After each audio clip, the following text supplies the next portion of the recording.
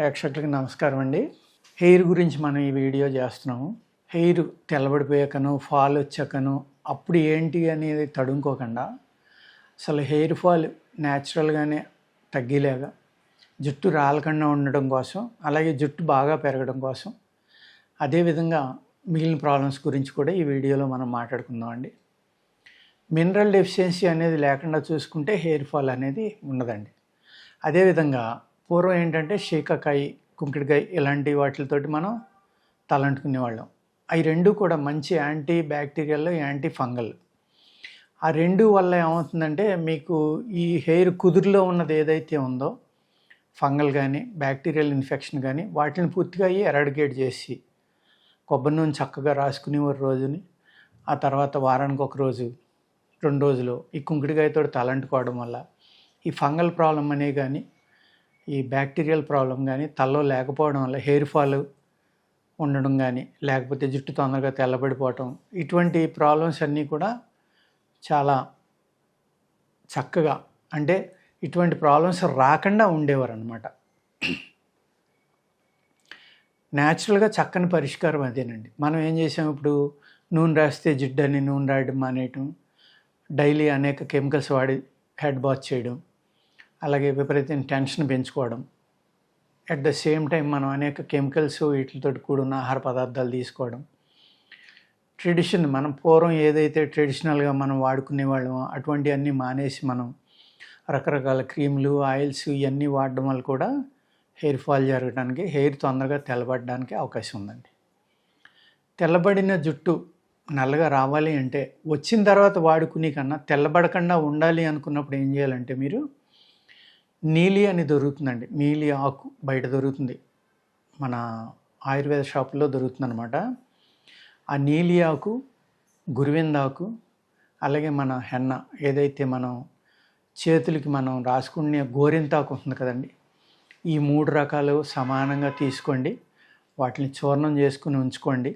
మీరు ఆ చూర్ణాన్ని కొద్దిగా మెంతులు కూడా కావాలంటే కలుపుకోవచ్చు. దాంట్లో ఉసిరిపొడి కూడా కలుపుకోవచ్చండి. ఉసిరిపొడి కలపడం వల్ల ఉపయోగం ఏంటంటే అందులో హయ్యెస్ట్ ఐరన్ ఉంటుంది కాబట్టి, జుట్టుకి ఐరన్ అనేది చాలా ఇంపార్టెంట్ కాబట్టి షైనింగ్కి కానీ, ఎదుగుదలకు కానీ, ఫాల్ కంట్రోల్ కానీ ఈ అన్నిటికి ఈ కలుపుకుని కనుక మీరు వాడుకుంటే చాలా చక్కగా పనిచేస్తుందండి. హెయిర్ ఫాల్ బాగా కంట్రోల్ అవ్వాలి, రంగు రావాలి అనుకుంటే నీలి 2 రకాలైనవి కదండి. 3వది మన గోరింతాకు, 4వది మెంతులు, 5వది ఉసిరి చూర్ణం. ఇవన్నీ కలుపుకుని మీరు ఒక పేస్ట్ లాగా చేసుకుని నైట్ పడుకునేటప్పుడు తలకు అప్లై చేసుకోండి. స్కాల్ప్కి, జుట్టు అంతా రాయక్కలా స్కాల్ప్కి అప్లై చేసుకోండి. స్కాల్ప్కి అప్లై చేసుకుని మీరు ఎర్లీ మార్నింగ్ లేచిన తర్వాత కుంకుడుకాయతో స్నానం చేస్తే మంచిదండి. ఎర్లీ మార్నింగ్ లేచిన తర్వాత కుంకుడుకాయతో స్నానం చేస్తే మంచిదండి. ఓకే, ఈ విధంగా చేయటం వల్ల ఏమవుతుందంటే మీకు హెయిర్ గ్రోత్ చాలా బాగుంటుందండి. తెల్లబడిన జుట్టు కూడా రంగు మారడానికి అవకాశం ఉందన్నమాట. ఇది మీరు ఒక మూలిక బదులు ఒక మూలిక వాడకుండా మీరు మూలిక దుకాణంలో క్లియర్గా కనుక్కుని ఆ మూలిక అవునా కాదా డిసైడ్ చేసుకుని దానిని మీరు వాడుకోవడం నేర్చుకోండి.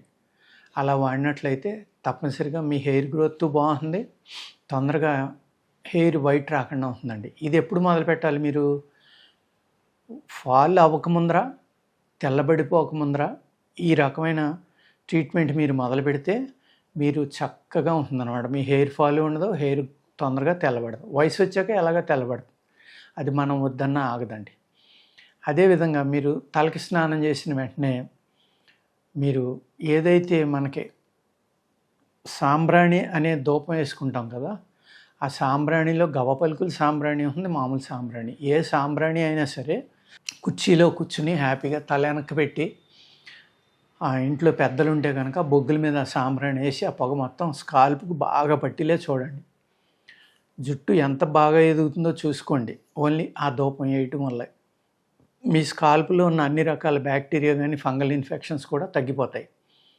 ప్లస్ జుట్టు చాలా చక్కని సువాసనతో ఉంటుందన్నమాట. హెయిర్ ఏ స్మెల్ అయినా ఇమ్మీడియట్గా పట్టుకుంటుందండి. ఈ గవ్వ పలుకుల సాంబ్రాణి అనేది సాంబ్రాణి కన్నా మంచి చక్కని వాసన వస్తుందన్నమాట. ఈ 2 రకాల్లో ఏదైనా సరే మీరు స్నానం చేసిన తర్వాత చక్కగా తల తుడుచుకుని తల ఆరే వరకు అలా వెనక్కి పెట్టుకుని ఇంట్లో ఎవరైనా పెద్దవాళ్ళ చేత అమ్మ అక్కలతోటి ఎవరో ఒకళ్ళ చేత ధూపం కనుక వేయించుకున్నారనుకోండి, హెయిర్ తొందరగా తెల్లబడకుండా మంచి గ్రోత్ తోటి మీ స్కాల్ప్లో ఉన్న బ్యాక్టీరియాలు ఇవన్నీ కూడా చనిపోయి మీ హెయిర్ గ్రోత్ అనేది చాలా చక్కగా పెరుగుతుందండి. అదేవిధంగా మీరు ఇంకా బాగా మా గ్రోత్ రావాలి అనుకున్నప్పుడు మీరు రేగాకులు కష్టం కలెక్ట్ చేసుకోవడం. కానీ కొంచెం పల్లెటూరులో ఉన్నవాళ్ళు తెలంగాణలో రేగు చెట్లు ఎక్కడ పడితే అక్కడే ఉంటాయి.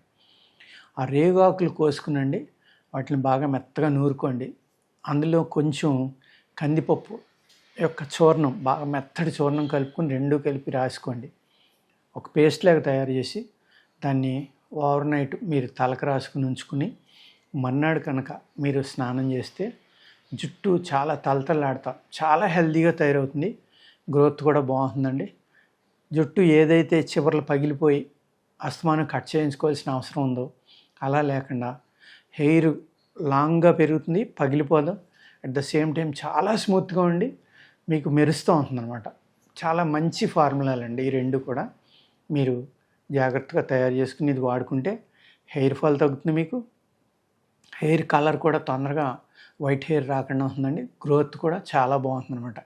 కానీ ఈ చేసుకోవాలంటే ఓపిక ఉండాలి, జాగ్రత్తగా పాటించాలండి. పల్లెటూరులో ఉన్న వాళ్ళకి ఇది సాధ్యమే కాబట్టి మీరు చక్కగా ఈ రెండు ఫార్ములాలు వాడుకోండి. ఓకేనండి, నమస్కారం.